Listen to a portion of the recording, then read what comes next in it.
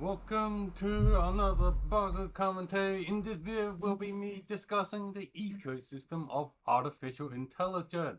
So, with the ecosystem of artificial intelligence, we kind of have two sides, hardware and software. So, with basically on the hardware side, we have NVIDIA, AMD, and the third forgotten child, Intel. NVIDIA, they have their AI with their RTX, slash Tesla GPU. That the latest version of these GPU is RTX 50 series, or in some people known as Blackwell. Also, the RTX 50 series, as they've proven by a lot of reviewers, the mainstream gaming reviewers slash workstation reviewers, that the latest RTX 50 series Blackwell is ground up, designed first and foremost, designed for AI and anything else, workstation and gaming. Unfortunately, not their priority. And again, this just shows that how basically, shocker, NVIDIA, all they right now care about is AI, and everything else that made them before AI, this bubble, they don't care. They're putting you at the back end and giving you the skeleton crew. This also, in my opinion, has caused a lot of these so-called melting power connectors. We've been having this issue ever since with the RTX 40 series, where some RTX 40 series just had melting power connectors. Guess why? The GPU that we are getting as end users are the worst and the least efficient minimum viable sellable silicon. Guess what? A lot of time that means we're going to have the least efficient, graphics card AI stuff that will use tons of power. And we all know what the NVIDIA 12 volt X6 or whatever ATX 3.0, ATX 3.1 standard NVIDIA wants to label as.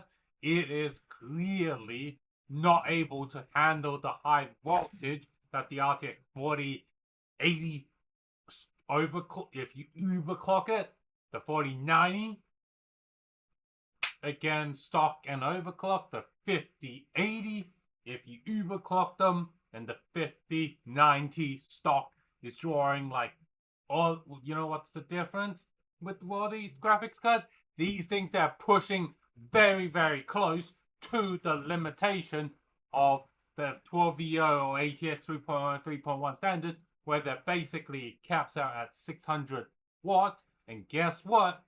These 4080s, 48 supers, 5080s, 5090, when they're stock and overclock, can push close to 500 for 500 watt. And I would not be surprised, since these, a lot of cases, do not have a, side freaking ventilation on the, will have the adapter run super, super hot and get, melting cable. And as well as NVIDIA's like, oh, we have all these AI silicon. What do we need to do to justify this, to try and have this work for, the workstation slash gaming? Oh yeah, that's right. We're gonna have to have DLSS, AI this, AI that, AI green screen, AI a lot of these stuff to justify the AI part of silicon, which would be useless in the gaming slash workstation scenario. But because NVIDIA has managed to save it with the software, has managed to integrate AI into your workstation and your gaming product. Now, on to the other major competitor to NVIDIA, which is the AMD. AMD MI series. Shocker. MI series and the consumer RX series are the workstation WX series. Again, they seem to, or at least what the MI and the WX and the RX, they're full separate GPU design. They're not sharing the same design.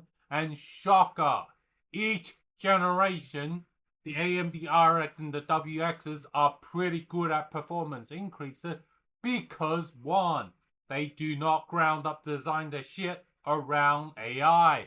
Anything AI but that comes with these graphics cards just happens to be okay. We do need to have some filler, have some AI to get through this AI hype burst. Okay, we have some sort of RX AI, some WX AI. Yeah, cool.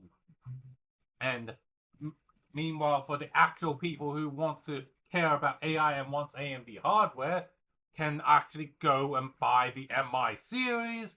And on top of, again, AMD has one advantage with that all Nvidia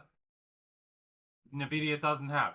They have x86 reference platforms, which again, their competitor, sadly, Nvidia does not have an x86 reference platform that they can get hold of, and AMD, thanks to that being the reference AI platform for x86, in my opinion, has got them quite competitive with Nvidia.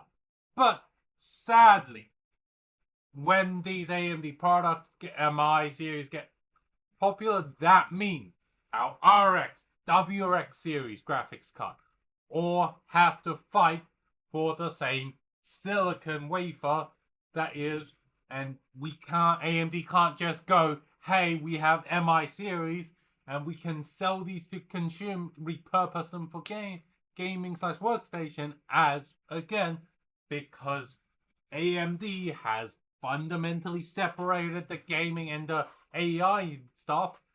They cannot be repurposed. If they decide to make an RX, WRX, RX graphics card, those silicon that used to make those graphics card cannot be sold to AI developed to the MI series. And same thing with the MI series.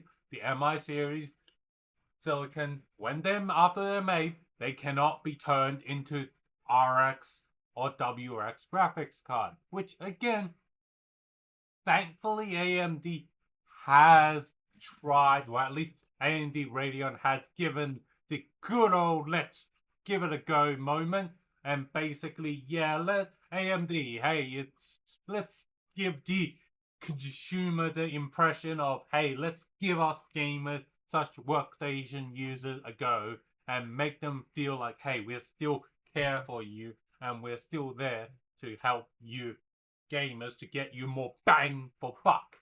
And now for the third lost cousin / brother of this AI in ecosystem, and that is the Intel Arc and the Intel Gaudi platform.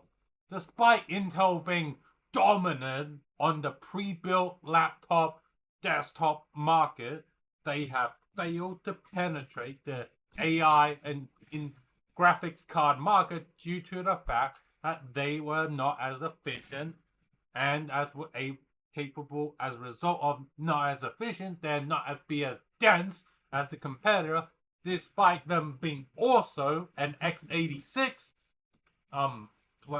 platform, server provider.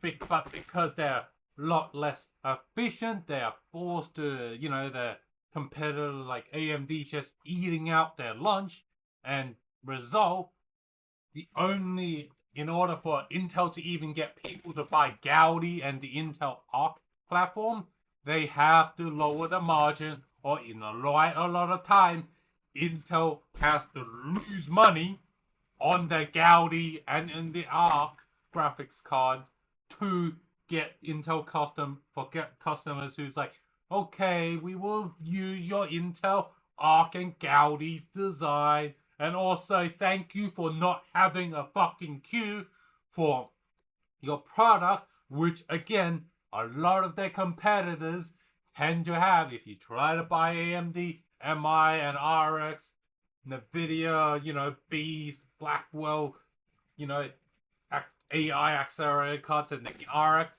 and the RTX and the Tesla card, there is a good amount of queue, depending on, Intel legit that is all the advantage they have on it. And yeah, this also doesn't help. So why is Intel not being, widely used? Well, for those who don't unaware, Intel, Gaudi, and Arc drivers are pretty horrific and isn't as good as their competitors. Yes, when you're paying for, a lot of customers are like, hey, we have these problem with our software, so with your hardware, yeah, it's not really working, man. Intel, as a result of that, cannot really became the lost child, the lost cunt of basically Intel, of this AI ecosystem. Now onto the AI, the software side of artificial intelligence, which, as you probably all know, DeepSeek AI. When this came out, it showed how inefficient Llama, all these, OpenAI, all their code was. And basically, yeah, as a result, a lot of these companies, when it first launched, when it first went public, it became just tumble down the value.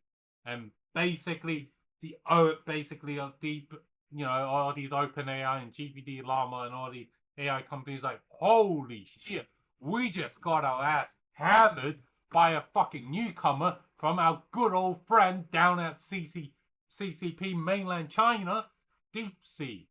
However, since, money evaluation is evolved, I bet you these AI companies like, hey, these things is an open source code, right? Let's send engineers in to dissect their code, which resulted in the industry be like, okay, DeepSeek hasn't actually done anything new. All they have done is taken, the standard AI code that a lot of these AI companies been using, and they have just made the code, the DeepSeek variant, a lot more efficient than what those guys could ever do, which again helped the Western AI market recover partially and slowly eventually recover.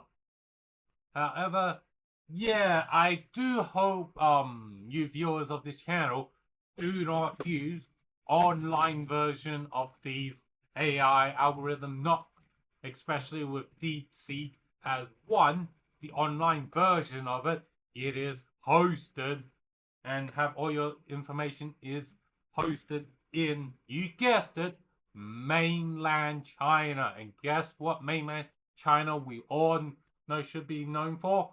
They have no privacy law and they give no shit about your intellectual property. So if you decide to use that to help put in sensitive information or help you develop some intellectual property, you bet fucking DeepSeek AI is gonna hand it off to China, some company, and be like, hey, yeah, we have these things. Yeah, how about we make a knockoff of it? This is why I think you should be very careful when you are using the online version of DeepSeek. And as for the other, AI software slash Meta AI, these guys, they're more of like reskinning AI software suite made by like, DeepSeek, OpenAI, Llama, whatever. How do they make the money? Is they give the users access to for free, and in return, like Meta AI, anything you post on Meta, anything you feed into AI that you tell AI to the Meta AI to go look at, they see that as you, the human being, has put down the authorization to have that permission for that product, that information that got fed into the Meta AI into improve the AI algorithm training. Someone must have thought down at Meta and be like, a book publisher asked us to summarize the book or do something with their book.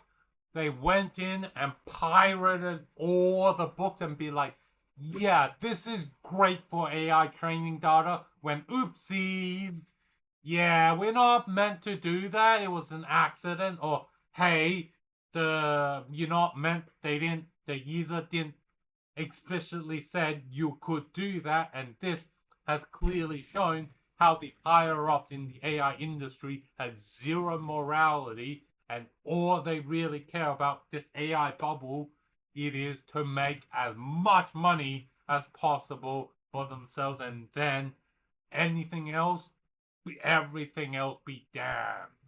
And the next, and which leads perfectly into the next category of AI software, which is Groot AI. You probably have heard of it. This is again another reskin again. They expect the users to again basically be the quality assurance. In return, you use it for free. And I see this more as Elon Musk's bragging to their investors and be like, oh yeah, we have an AI investment. Groot AI is our AI investment within the portfolio. You can rest nicely, investors, that we have something within the AI bubble. And anyway, guys, that's it with my another of my pocket commentary video. If you do like the EV video, these analysis breakdown videos and impression video, do the like, share, subscribe, and comment to help me in the algorithm. And I'll see you guys in the next video.